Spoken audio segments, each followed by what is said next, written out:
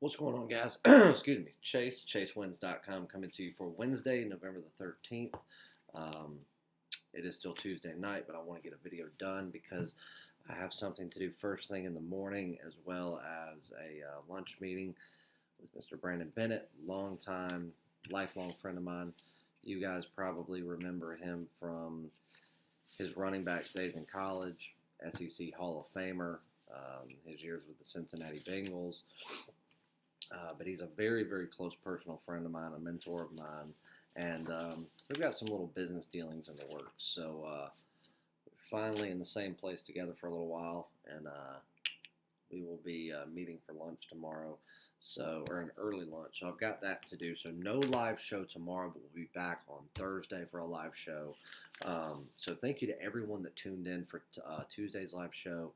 Great turnout, probably the most participation that we've had as far as just the live chat. It was great, all positive stuff, no negativity. We had a few people come in and try to troll and start drama, but not only did I shut it down, but everybody in the chat shut it down. We just weren't having none of it. But the main focus and topic was bankroll management, how to leverage losses, how to deal with those losses and not let that affect your overall mindset, your outcome, and just move on to the next day because that's all you can do. And understand that losing days will happen, but if you follow what I say, the system, and you follow my games because I do know what I'm doing and I'm damn good at it, you will make money in the long term. But if you think that short term is what's going to give you success, you just need to go somewhere else because I'm not even going to pump rainbows into your ass and pretend that. There will be short-term success, but there'll also be short-term fails. But it's what you do in the long run that actually means something, and the long run is all I'm focused on because that's all that truly matters in the end. So the live show went on. Obviously, if you didn't get to tune in, you can go back now, watch the archive version. There's two of them. You'll see one that's 45, 50 minutes long, and then you'll see one that actually says part two. That's because the live stream screwed up, so I had to go in, shut it down, relaunch it, allow some people to jump back in so we could finish up the topic that we were currently on. But that live show could have lasted 3 hours had I not had to, just handle other things and start wrapping up my plays for the day and trying to work on getting them out. We could have ran that for hours on end. So what I told everybody is that we will pick up where we left off on Thursday with that. Thursday will run for another hour, maybe even two if I can get started early enough. That's all going to depend on my morning breakdowns and stuff and how much information I have that I can truly utilize that morning. Either way, it'll be at least an hour on Thursday. So stay tuned to that. Pretty much everything as far as a breakdown I can go over except for some NHL because we have one game that I don't think has started yet. So need to be careful what I say there. But get this posted tonight. If we don't get to go over that one play, we'll go over that on Thursday or, you can reach out to me, whatever. But I wanted to get this out. That way I made sure I got you a free play. And, let's do it. So, how do we want to start this? Let's address the elephant in the room as to something that went on today that I can't even wrap my mind around it. Kentucky, number one Kentucky, goes down to Evansville. Now, is Evansville one of those lower tier teams that is an absolute nobody? No. Are they a team that hangs with top teams? Not necessarily. But they're a team similar to what you saw with UMBC a couple of years ago, Loyola Chicago a couple of years ago, the trends that Missouri State puts on in the Missouri Valley Conference. When it comes to their level of competition, they're not a bad team. Actually, they're above average. If you look at some KenPom ratings, which is what I use to help do my depth charts for preseason stuff and build my power rankings preseason, they're within the top 100 basketball teams overall in the country out of, the 300 that there are, which is saying something based on the level of team that they are. Now, are they a team that makes playing against top teams interesting? No, but they are one of those teams that every few years, if a top team overlooks them, truly overlooks them, they pop up with a big surprise win of the season, and they may be involved in the biggest upset of the season. Well, we have that on Tuesday night against Kentucky. Kentucky being a 24.5-point favorite. Now, could Kentucky have beaten this team by 40? Yes. Did I think they would? No. Did I think they would win by 30? Yeah. Should have been easy for them. Based on the speed of Kentucky, the size advantage Kentucky has, not to mention, let us not forget, home opener, Rupp Arena, one of the most electric, most hostile college basketball environments there has ever been, will ever be. Rupp Arena, guys. And one of your star athletes is a Lexington native making his homecoming debut. Primetime start, Rupp Arena, home opener, homecoming, all these things set up for a Kentucky rout. And what happens? Evansville, they don't just pull the upset. They're upsetting them from the start, into halftime, and all the way to the final buzzer. Evansville won that game. Now, I don't know if any of you watched the game. I had to pay $25 to watch it, and I have 186 sports channels. I have every ESPN Plus. I have every Fox Sports in every city: Detroit, Chicago, New York, Houston, Boston, LA. I have every CSN, Detroit, Chicago, yada, yada, yada. I've got everything. So usually if it's televised, I get it. But this was not one of them. I actually had to pay a pay-per-view premium to watch it. But because of what went on in that first game and the way they played, I wanted to evaluate Kentucky handling a lesser opponent, a true lesser opponent. So I paid to watch it. Now, before I paid to watch it, I had followed the first 3 or 4 minutes on my phone. Kentucky is never a team that starts out of the gate with a lot of success. They never have. No Calipari team has. Go back and look at Calipari's days at Memphis, at UMass, at all that. Calipari teams always take a few minutes to find rhythm, to start gelling, and to start doing what we know they're going to do, which is dominate. Excuse me.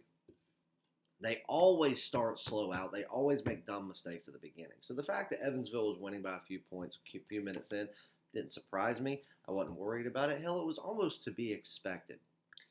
But I also expected Kentucky to be up by double digits by the half, to blow it wide open in the second half, and to leave it in the dust with no less than 5 minutes to go. Does that happen? No. As a matter of fact, within a 9-possession series, Kentucky turned the ball over 4 times. These 4 times, they threw the ball directly to an Evansville player. Now, here's the thing. It's one thing if you throw the ball and you miss your mark by a little bit. It's one thing if you're not paying close attention, you throw it to your guy, you get picked off. That's one thing. Not paying attention, good defensive play, that's one thing.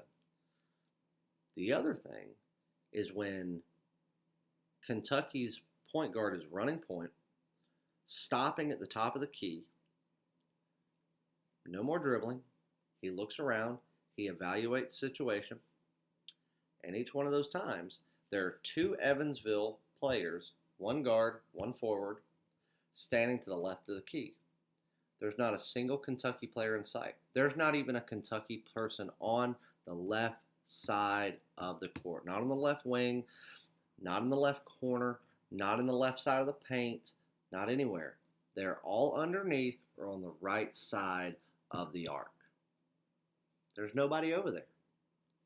And each time, he threw it directly to an Evansville player. One time, honest mistake. 2 times, honest mistake, but you're probably going to get cussed at. 3 times, what the fuck? 4 times, okay, what's going on? Calipari is mortified. He's so mortified he can't yell anymore, he just turns around and starts making himself his own cup of water. You ever seen Calipari turn his back on his team? I didn't say turn his back like as in like turn his back on his team, but physically turn around and just say, fuck it. You guys are awful. And I have nothing for you. I will never, ever, ever, ever say a game is rigged, is set up, is paid for, is run by Vegas. People that tell you that are just trying to make an excuse because they lost. They always lose. And it's never their fault, right? I'll never say that. Now, we know that it's happened before, and I don't think any of us are too dumb or naive to know or to think that it'll never happen again. Do I think that's what happened tonight? No. But I think it's more or less I don't want to believe that it still happens or could happen or will happen or did happen. But as I'm sitting there thinking in my mind, all right, it's not set up, it's not rigged, it's not this, it's not that, that's not there, that doesn't exist anymore. There's just too much press, too much media. Social media wouldn't allow it to go unnoticed, yada, yada, yada. But damn, this looks set up. Damn, this looks like it is rigged. If there's anything that ever looked rigged, that was it. And the play-by-play announcer for the game made a comment. And a comment that may very well get him in a lot of trouble. And at first I laughed about it. But then I was like, fuck, at least I'm not the only one that thinks it looks weird. He goes, after God knows how many turnovers and just blatant, stupid mistakes that looked purposeful. He goes, well, if you're going to get paid off to throw a game, don't make it that obvious. Dude, don't say that. So, Evansville pulls the upset. I don't know what to think, right?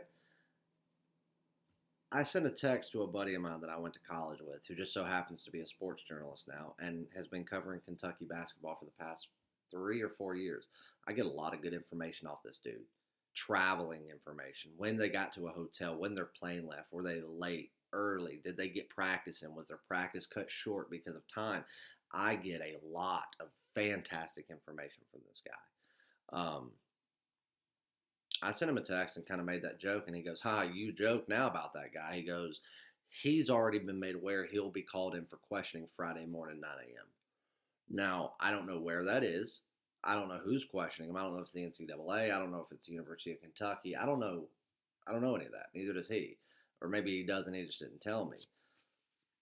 But that's not a surprise. I mean, you said it in front of, all Lexington for sure.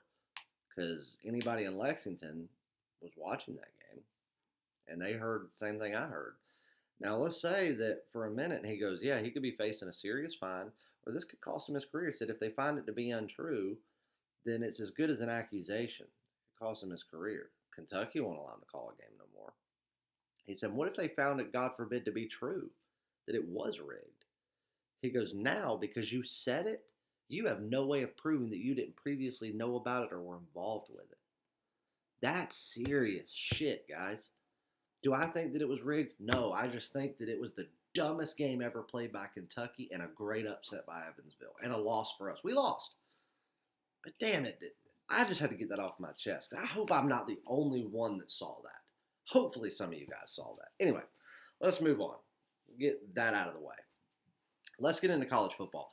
Akron, it was snowing. It was freezing. The total opened up at 50.5, and I loved the under, mainly for 2 reasons. Weather being one, the temperature, and the snow. Snow always makes games be lower scoring.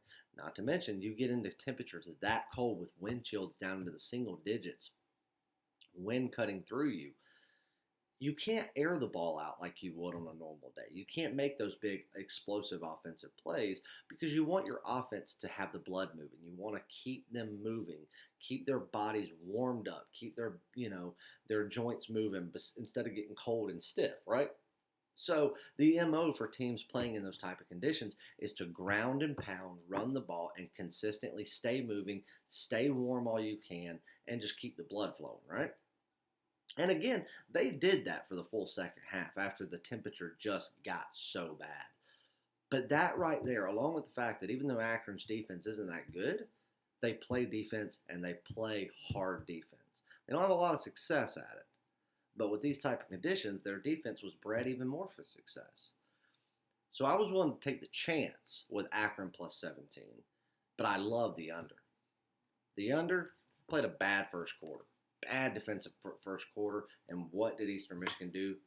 That's when they were explosive. The rest of the time they were not. Had it not been for that quarter, we'd have had an easy under, but it didn't come through. And of course, Akron, because of that, got clobbered. Had they been able to play defense like they did in the second half in the first quarter, I believe this would have been settled by 10 or less.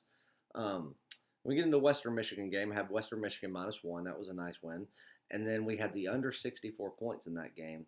There was 3 points scored total in almost a full half of football. A full half. And you score almost 60 or over 60 points, was it? Or almost 60 points in the second half alone. And again, terrible temperatures, weather conditions, as far as rain or anything, that was a non-factor, but it was freezing cold. But of course, not only did you come all the way back to make what should have been the easiest under of the year, make you sweat a little bit, it went into overtime. A BS play at the bottom, backdoored us to go into overtime, going into overtime, it had still not gone over. It was only at 62. We had it under 40, we had under 64. It was at 62. But then, of course, going into overtime, we knew it was going to go over. So we got backdoored there. That was just a bad beat. You got to take those sometimes. So we get out of there. We lose a little bit right there in college football, but it's okay. We've already gotten the Kentucky Wildcats game out of the way. So now let's talk about the games where teams actually wanted to play tonight. Missouri State -16.5, nice winner. Gonzaga -29. I don't like laying point spreads that high, but with Gonzaga and the level of competition they play because of their conference and their division, it's always been like that. And until they go back to being a nobody school, which in basketball I don't foresee anywhere in the coming decades, you're going to have to take that with Gonzaga. You're not going to get 10-point spreads. Not until they, get into the mid part of the season where they have to play top-level opponents here and there. When it comes down to their basic competition, these guys are going to be 20-point favorites, 30-point favorites, whatever. But with the way I have these teams power ranked from day to day, week to week, and obviously their depth charts that I create on my end, Gonzaga should have been a 40-point favorite. I was happy to lay the 29. It was a nice, easy win. Tennessee -11.5, a team that I hate, a team that I do not drink the Kool-Aid with, even 2 years ago, or last season, whatever, when everybody was so high on Tennessee. And I told you, they're not a number 1 team. They're not a number 5 team. Don't buy into the hype. Don't buy into that number that's right beside them, because they're going to go down, and they're going to go down to a nobody, unranked team, and they're going to do it in Knoxville. Mark my words, this team's not winning a championship. I was right. Everybody else was shitting on me for it. We see who was right in the end. But certain situations, you have to take the better team, and tonight was it. So I was happy to lay the 11.5. Nice, easy win. Top play on Utah State, -23. That was my favorite play tonight. I loved the defensive advantage, the size advantage, the rebounding advantage. Everything set up beautifully for Utah State. They should have been well beyond this as a favorite. So 23, I was happy to lay it.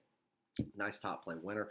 And then we had 2 leans that I gave out. And I told everybody in my write-up, if you play these leans, I suggest doing it the way I do it and playing them for a half of what your normal premium wager is. So we had Duke -33. Nice, easy win. I don't like laying that number with a team like Duke. With a smart coach like Coach K, there's no reason to run up the score above 30.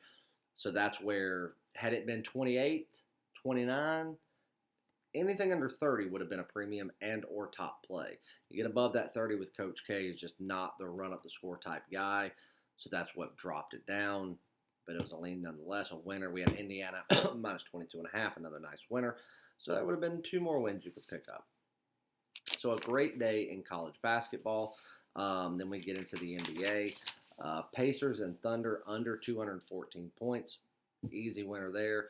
Miami Heat -8. If you waited till exactly tip off, you probably got it at 8.5. Either way, they won by 9. Nice winner there. Obviously, it was a little bit of a edge of your seat type of game, but for the most part, they were pretty much winning handily throughout the game. It was just right there at the end, but they came through with the free throws they needed to. A couple of easy layups kept them in that range for a winner. Chicago Bulls -6. They almost screwed themselves in the third quarter yet again, but nevertheless took care of business. So a 3-0 clean sweep in the NBA. In the NHL, we have one game that actually it's just about to start. So we'll hold off on that one. Montreal Canadiens, winner there, premium play. Free play on the St. Louis Blues. They broke my heart in overtime. Played a great game, third period. Arizona really ramped it up. They played good. St. Louis didn't put as much defensive pressure on them, which allowed them to come back, tie the game up, and then ultimately into overtime. I think St. Louis was pretty gassed. So congratulations to Arizona there. So 1-1 so far in the NHL, sweep in NBA, nice winning day in college basketball, but a losing day in college football because of some bad beats that sometimes you just have to take. So, nevertheless, a profitable day. That's all it's about. We'll get back into Wednesday. Wednesday is another huge card, so I have a lot of work to do. So let's get you on a couple of free plays. I'm going to give you a lean here on what do we want to do?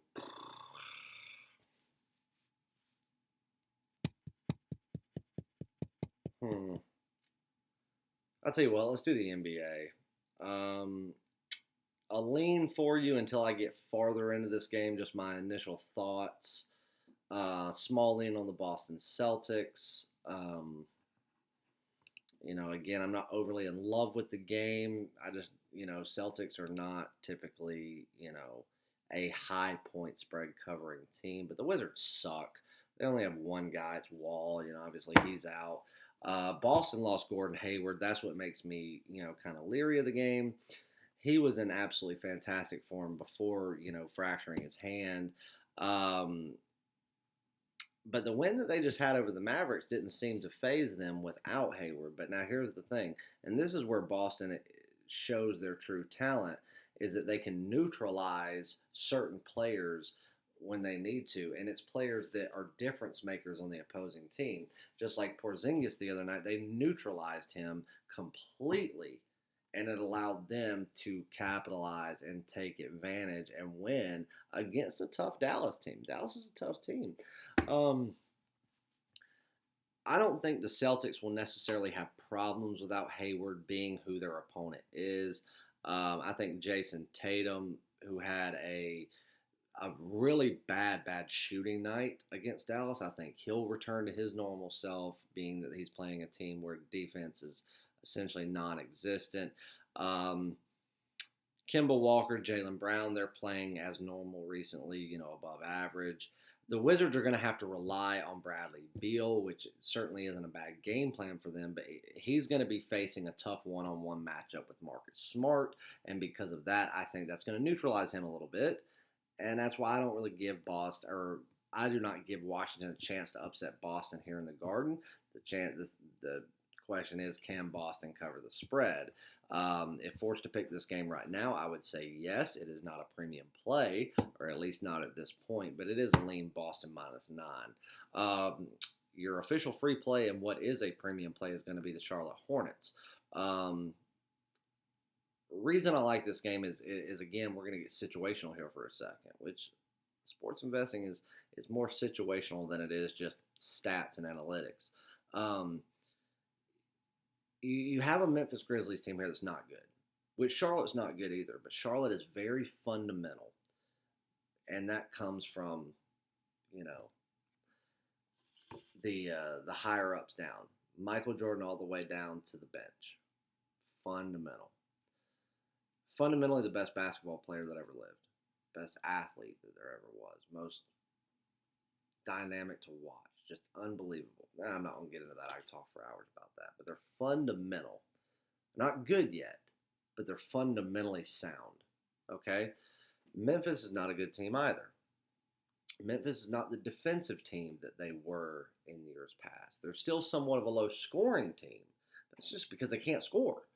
Um, we have two things here.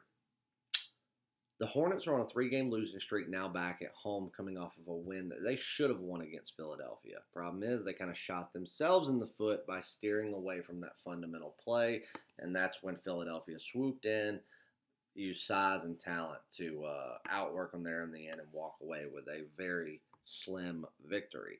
You have the San Antonio Spurs, coached by undoubtedly the best coach in the NBA, and still another powerhouse team. You might not have your big name there, anymore with Kawhi Leonard, but Kawhi Leonard's a crybaby. He's he just woe is me type of person. I'm not a Kawhi fan, to be honest with you. I don't know, just something rubs me the wrong way about him. Anyway, still a great team. A team that should have wiped the floor with Memphis. Double-digit favorite against Memphis. They get beat. So what happens in the NBA when you have a bad team beat a really good team, especially when they do it in their own house? They go on the road into someone else's world, and they beat you as double-digit dogs outright. What typically happens? They're set up for a big letdown. Now, it would be easy to say if they were playing someone else from the Eastern Conference, like Philadelphia, like Brooklyn, like Boston, maybe like Miami.